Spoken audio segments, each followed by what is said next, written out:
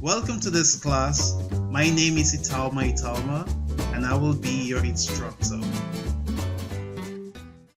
The main goal of this class is to introduce you to a range of mathematical tools from discrete mathematics that are key in computer science.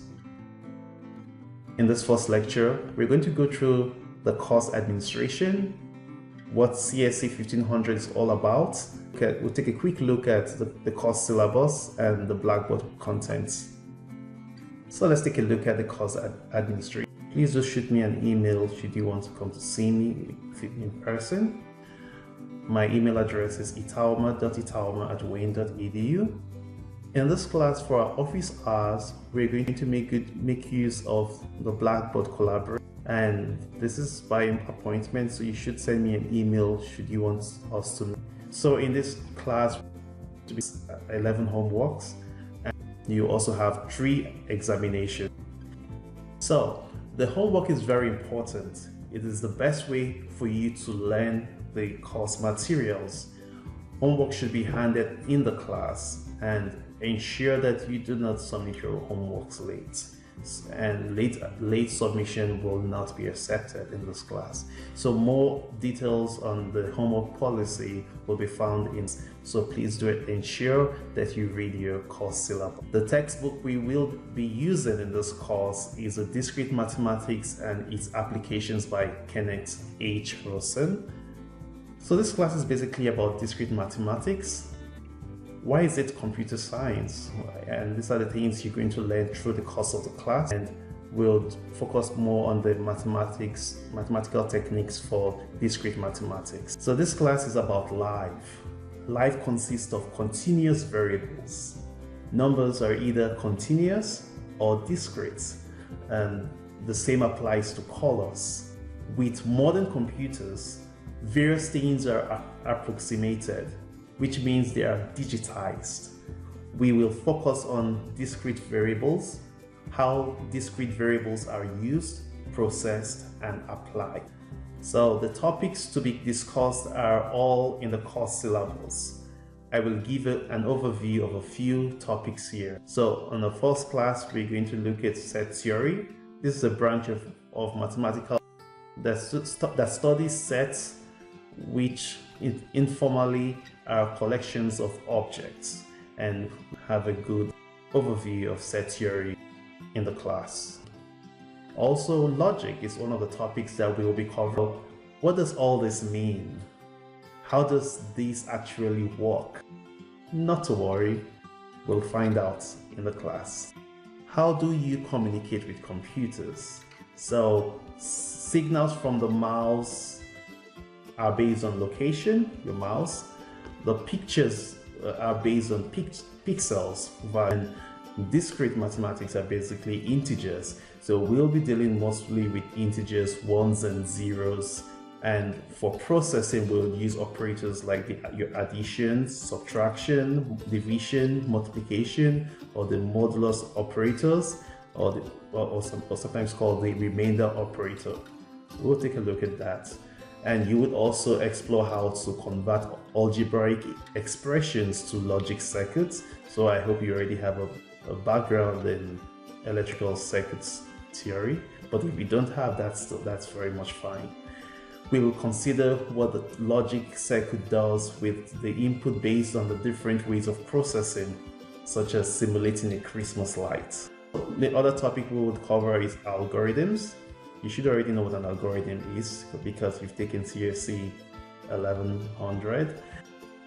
We only will solve problems like how to implement a program that outputs 100 based on the integers between 1 and 100. Also output the number of possibilities. So if I may ask you, what would be the number of possibility? What is it? Well, it's obvious. The answer is 50. And we would look at how we derived 50. So there are many ways of implementing an algorithm, and one of the things you will look in an advanced class is the time complexity and the space complexity. Now the next topic that we're going to cover is database. So database is basically a collection of information which you can extract or query what you want. and we will study the use of relationships and functions.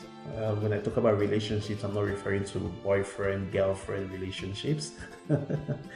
And we will also study the concept of big data and cloud computing. We'll basically just on a high level understand what big data processing is all about.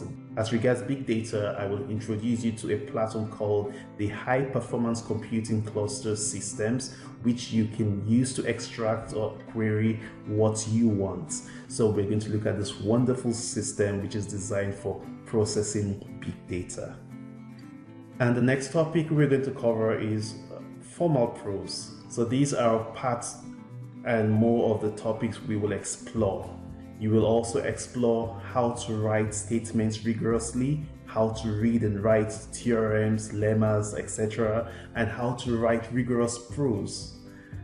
But remember, practice makes perfect. And take note, learning to do proofs from watching the slides or listening to me speak in class is like learning to learn. It's like trying to learn how to play tennis from watching it on TV. So do exercise, all right? And by the way, we are not after the shortest or most elegant proofs. Verbose but rigorous is just fine. And on the topic of playing tennis, if ever you want to play tennis with me, please send me an email and we can meet at Belle Isle to have some fun playing tennis.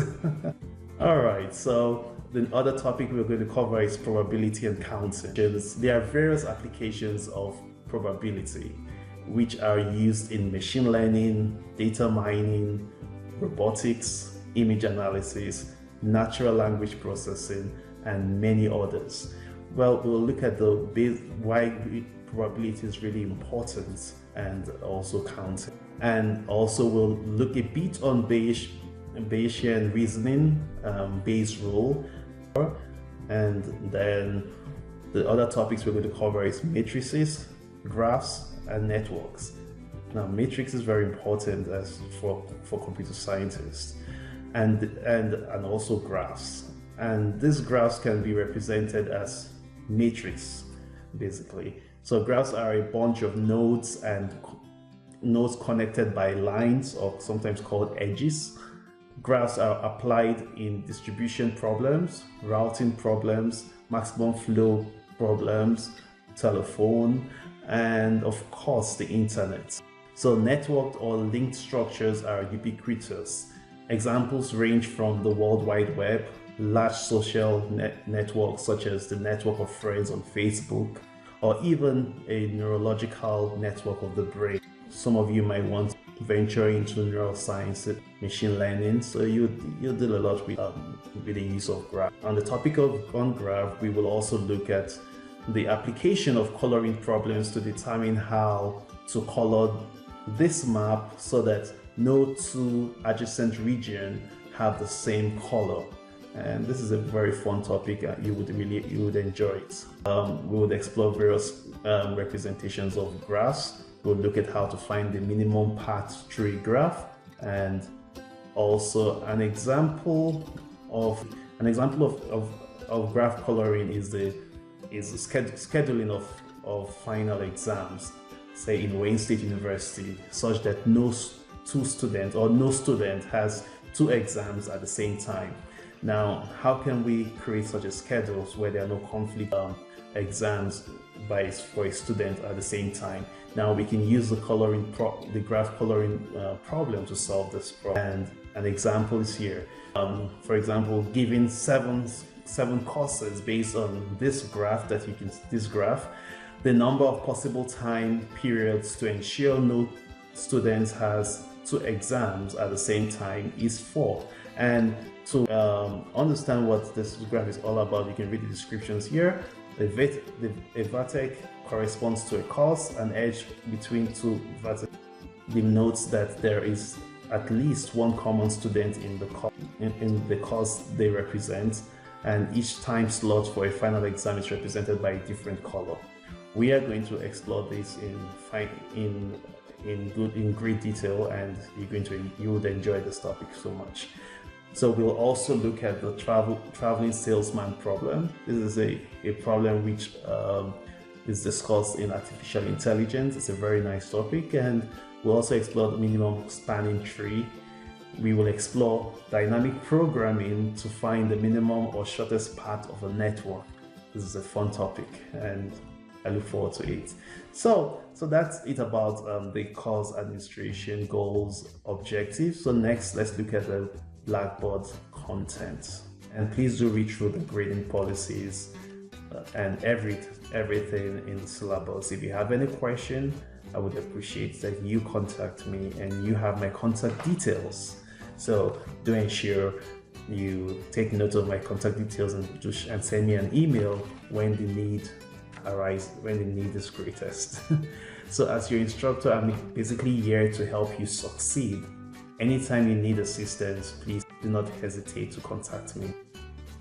Welcome again, and I look forward to working with you in this class.